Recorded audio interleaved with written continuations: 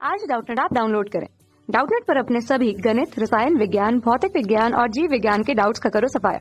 बस प्रश्न की फोटो खींचो, एक ही प्रश्न को क्रॉप करो और तुरंत वीडियो सोल्यूशन पाओ। अभी डाउनलोड करें। इस प्रश्न में हमें दिया हुआ है कि चार बिंदु आवेश एक वर्ग के चारों कोनों पर ए और बी दो प्रकार से रखे जाते हैं। यानी हमें यहाँ पे एक वर्ग दे रखा है यहाँ पे इस तरह से, और दूसरा बी बिंदु वाला जो वर्ग दे रखा है। ठीक है, चित्र 3.45 क्या दोनों स्थितियों में वर्ग के केंद्र पर विद्युत क्षेत्र और विद्युत विभव वही रहेंगे या अलग अलग रहेंगे, और क्यों रहेंगे उसके बारे में हमें यहाँ पे बताना है। तो पहले हम बात करते हैं जो हमारा बिंदु ए में जो पहला वर्ग यहाँ पे दिया हुआ है उसके ऊपर देखें। तो उसके ऊपर अगर देखें तो देखो यहाँ पे ए बिंदु पर हमारे पास क्या है, धनात्मक आवेश है, बी बिंदु पर भी क्या है, धनात्मक आवेश, और सी बिंदु पर हमें दे रखा है ऋणात्मक, और डी बिंदु पर ऋणात्मक। तो इसका मतलब यहाँ पे अगर देखें तो ये हमारा वर्ग दे रखा है, और वर्ग में जो आवेश का जो परिमाण है यहाँ पे वो चारों पे क्या दे रखा है, समान दे रखा है। लेकिन सिर्फ यहाँ पे परिवर्तित क्या है इसकी आवेश की प्रकृति यहाँ पे। तो हमें बोला गया है कि वर्ग के केंद्र पे, तो हमने मान लिया कोई ये हमारा क्या हो गया यहाँ पे केंद्र हो गया। ठीक है, ओ बिंदु। ठीक है, अब इस ओ बिंदु पर हम यहाँ पे हमें क्या बताना है, इसका विद्युत क्षेत्र तथा विद्युत विभव शून्य होगा या कैसे होगा, अलग अलग होगा, वो क्यों होगा, उसके लिए हम बात करनी है। तो हमें पता है कि अगर धनावेश के कारण अगर देखते हैं तो विद्युत क्षेत्र रेखाएं क्या होती है, धन से दूर की तरफ जाती हैं। तो यहाँ से अगर देखें तो इसकी धन से दूर की तरफ मतलब इसकी दिशा इधर होगी, और जो ऋणावेश में जो विद्युत क्षेत्र रेखाएं होती हैं वो क्या है, उसमें पास आती हुई देखती हैं। यहाँ पे अगर देखें तो इसकी दिशा क्या हो जाएगी, एक तरह से विद्युत क्षेत्र की दिशा वो क्या होगी, यहाँ पे इधर की तरफ हो जाएगी। ठीक है, और इस प्लस क्यों आवेश के कारण अगर यहाँ पे दिशा की बात करेंगे तो वो क्या है, वो इस तरह से हो जाएगी। ठीक है, तो अभी इनका जो विद्युत क्षेत्र का जो परिणामी है वो कहाँ आएगा हमारा, यहाँ पे वो परिणामी आएगा यहाँ कहीं बीच में। ठीक है, इस तरह से। तो यहाँ से अगर देखें तो इसमें विद्युत क्षेत्र की तीव्रता किन कारण आएगी, पहले तो अगर देखें तो यहाँ से ये तो क्या है, एक तो ईबी के कारण आ गई। ठीक है, और दूसरी क्या है यहाँ पे ईडी है। ठीक है, और इधर देखें तो इधर क्या है हमारा ई ए है एक तो, और दूसरा क्या है यहाँ पे ई सी है।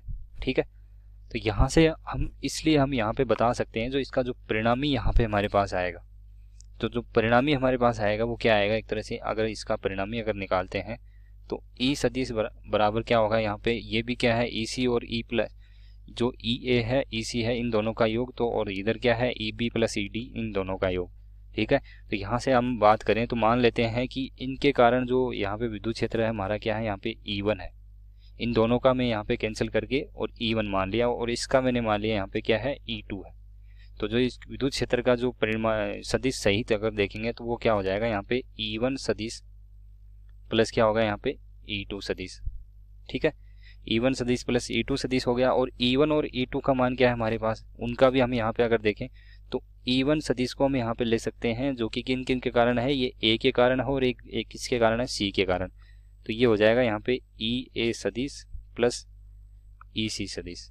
ठीक है, और ठीक उसी प्रकार अगर बात करेंगे E2 सदिश की, तो E2 सदिश हमारा किस तरह से हो जाएगा, यहाँ पे देखो ये हमारा D दिया हुआ है, तो एक तो D के कारण है एक B के कारण, तो ये आ जाएगा यहाँ पे E D प्लस क्या हो जाएगा यहाँ पे ई बी।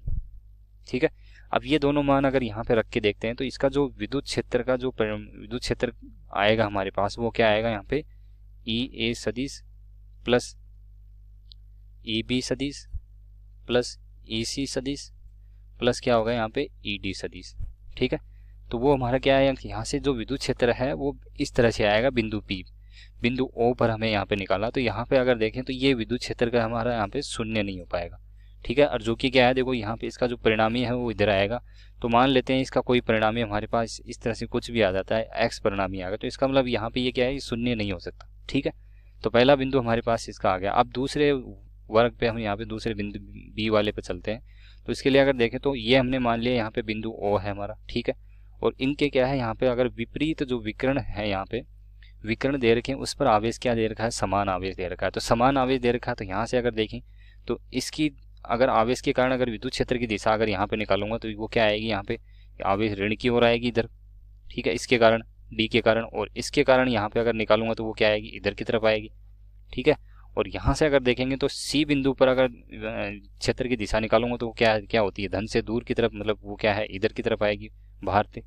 और यहाँ से अगर देखेंगे तो इसमें भी क्या है, इधर से आएंगे। तो ये अगर यहाँ पे अगर बात करते हैं तो यहाँ से हम बता सकते हैं कि जो ई ए सदिश है हमारा और प्लस ई सी सदिश, इन दोनों का योग क्या होगा यहाँ पे एक तरह से 0 होगा, क्योंकि ये दोनों क्या है विपरीत दिशा में। अगर विपरीत दिशा में है तो यहाँ पे इन दोनों का योग क्या हो जाएगा, यहाँ पे 0 हो जाएगा। और ठीक उसी प्रकार यहाँ पे हम बता सकते हैं कि जो ई डी सदिश है और प्लस ई बी सदिश है, इन दोनों का योग क्या होगा, यहाँ पे 0 होगा। तो इन दोनों का अगर इसके आधार पर हम अगर देखें तो यहाँ पे हमारा कुल विद्युत क्षेत्र की तीव्रता उसमें यहाँ पे इस तरह से हमने दी थी ई ए प्लस ई सी प्लस ई थी, तो इनका मान क्या है, दो का मान क्या है हमारा यहाँ पे 0 आ रहा है। तो इसका मतलब यहाँ पे दूसरा बिंदु है या दूसरा वर्ग है, उस पर विद्युत क्षेत्र की तीव्रता क्या है, यहाँ पे 0 है। ठीक है, और पहले वाले पे हमारे पास 0 नहीं थी, क्योंकि यहाँ पे जो आवेश थे वो क्या है, यहाँ पे विपरीत प्रकृति के आवेश है, और विपरीत प्रकृति के आवेश के कारण क्या आएगा, यहाँ पे एक परिणामी इसका यहाँ पे आएगा। ठीक है, तो इसको परिणामी मैं यहाँ पे मान लेता हूँ कोई ये परिणामी है। ठीक है, इस तरह से। अब हमें बोला गया कि इसका विद्युत विभव की बात भी कीजिए। तो विद्युत विभव की अगर देखें तो यहाँ से देखो बिंदु O पर हम विभव निकालेंगे तो V बराबर क्या होगा, V बराबर हमारा होता है के क्यू अपॉन आर के बराबर होता है। और यहाँ से अगर देखें तो मान लेते हैं ये दूरी हमारी क्या है, यहाँ पे आर दूरी है। ठीक है, ये दूरी क्या है हमारी, यहाँ पे आर दूरी है। तो यहाँ से अगर पहले ए बिंदु के कारण अगर निकालूं तो देखो क्या हो जाएगा, V A plus V B plus क्या हो जाएगा, वी सी प्लस यहाँ पे वी डी, इस तरह से होना चाहिए। और अब यहाँ से अगर देखें तो वी ए का मान अगर निकालते हैं तो किसके ऊपर आवेश क्या है, यहाँ पे धनात्मक आवेश है, जो कि क्या हो जाएगा के क्यू, और बटा मैंने दूरी क्या है, यहाँ पे वर्ग का जो विकिरण का जो मध्य बिंदु होता है उस दूरी क्या रहती है, समान रहती है। तो ये दूरी भी क्या रहेगी, इधर आर ही रहेगी। यहाँ पे ये दूरी मैंने आर मान ली। ठीक है, ठीक, आगे चलते हैं, यहाँ पे बिंदु बी पे चलते हैं। तो बिंदु बी पे क्या है हमारा धनात्मक आवेश है, तो इसके कारण भी क्या हो जाएगा, के क्यू बटा आर हो जाएगा। ठीक है, अब आगे देखें तो यहाँ से सी बिंदु पर अगर बात करें तो वहाँ पे क्या है हमारा ऋणात्मक आवेश है। ठीक है, तो ऋणात्मक आवेश है तो यहाँ पे क्या हो जाएगा, माइनस के क्यू बटा आर हो जाएगा। और आगे चलें तो इस डी बिंदु पे क्या है, माइनस है, तो ये भी क्या हो जाएगा, माइनस के क्यू बटा आर हो जाएगा। ठीक है, अब यहाँ से अगर देखें तो ये हमारे क्या है, दो धनात्मक है, दो ऋणात्मक है, तो इनको अगर यहाँ पे हल करेंगे तो ये v बराबर क्या आ जाएगा हमारा, यहाँ पे 0 आ जाएगा। इसका मतलब यहाँ पे हम बता सकते हैं कि जो पहला वर्ग हमारा वहाँ पे विभव का मान क्या होगा, 0 होगा। ठीक है, अब दूसरे वर्ग की बात करते हैं। तो दूसरे वर्ग पे भी क्या है, यहाँ पे आवेश क्या है, विपरीत प्रकृति के हैं, लेकिन दो आवेश हमारे क्या ऋणात्मक है, दो आवेश क्या है हमारे यहाँ पे धनात्मक आवेश है। तो इसके दोनों अगर दो आवेश हमारे धनात्मक है, दो ऋणात्मक है, तो दोनों के कारण जो विभव आएगा वो भी क्या आ जाएगा, यहाँ पे 0 आ जाएगा। ठीक है, और उसको लिख के देखते हैं। तो यहाँ से ए बिंदु पर अगर देखें तो बी वाला पॉइंट में यहाँ पे क्या कर रहा हूँ, हल कर रहा हूँ। तो इसके लिए देखो ये वी ए बराबर क्या होगा, ये प्लस के क्यू हो जाएगा, यहाँ पे प्लस के क्यू बटा आर। उसके बाद में चलते हैं तो बी बिंदु पे क्या है, माइनस है, तो माइनस आ जाएगा, माइनस के क्यू बटा आर। फिर सी बिंदु पे चलते हैं तो फिर क्या है, यहाँ पे प्लस के क्यू बटा आर है। ठीक है, और उसके बाद में देखें डी बिंदु पे चलते हैं तो माइनस है दोबारा के क्यू बटा आर। ठीक है, तो इसके कारण भी देखो यहाँ पे दो धनात्मक है, दो ऋणात्मक है, तो यहाँ से जो वी बी वाला है ये, तो वी बी क्या हो जाएगा, यहाँ पे 0 हो जाएगा। ठीक है, तो यहाँ से विभव का मान क्या है, दूसरे जो वर्ग है, दूसरा वर्ग दे रखा है, उसके कारण भी क्या होगा, यहाँ पे 0 होगा। लेकिन विद्युत क्षेत्र की तीव्रता क्या है, दोनों में समान नहीं रहेगी। एक में क्या आएगा, विद्युत क्षेत्र का एक परिणाम आएगा, और एक में क्या आएगी, विद्युत क्षेत्र की तीव्रता यहाँ पे 0 हो जाएगी। ठीक है, तो इस तरह से क्या है हमारा ये प्रश्न हल हो जाएगा। ठीक है, कक्षा 6 से 12वीं से लेकर नीट, IIT, JEE वो एडवांस के लेवल तक 1 करोड़ से ज्यादा छात्रों का भरोसा।